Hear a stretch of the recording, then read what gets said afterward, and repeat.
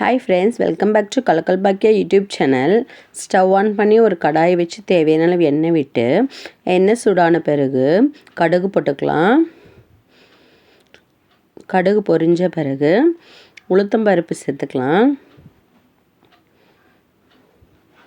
ஒரு 5 பல்லு பூண்டு சின்ன சின்னதாக கட் பண்ணி சேர்த்துக்கலாம்.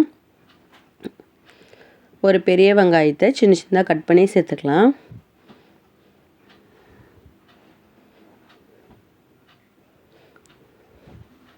ஒரு வரமிளகாவை சேர்த்துக்கலாம். இன்றைக்கி நம்ம பீட்ரூட் பொரியல் எப்படி செய்யலான்னு பார்க்கலாம். வெங்காயம் எல்லாம் நல்லா வதங்கட்டும்.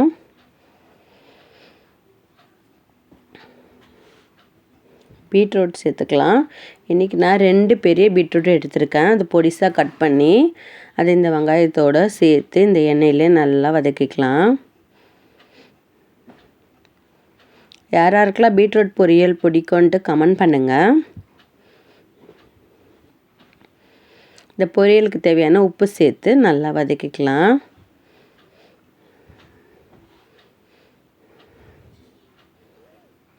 ஒரு ஸ்பூன் மிளகாத்தூள் போட்டுக்கலாம்.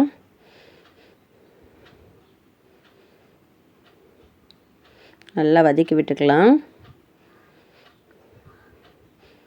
இந்த காய் வேகிறதுக்கு கொஞ்சமாக தண்ணி விட்டு நல்லா மிக்ஸ் பண்ணிவிட்டு ஒரு தட்டு போட்டு மூடிடலாம். காய் வேகட்டும். இன்னும் கொஞ்சம் வேக வேண்டியது இருக்குது. தண்ணி கொஞ்சம் இருக்குது. திரும்பவும் நம்ம தட்டு போட்டு மூடி வச்சிடலாம். இப்போ காய் ரெடி ஆயிடுச்சு. இப்போ துருவின தேங்காவை போட்டுக்கலாம். அவ்வளோதான், சூப்பராக பீட்ரூட் பொரியல் ரெடி ஆயிடுச்சு.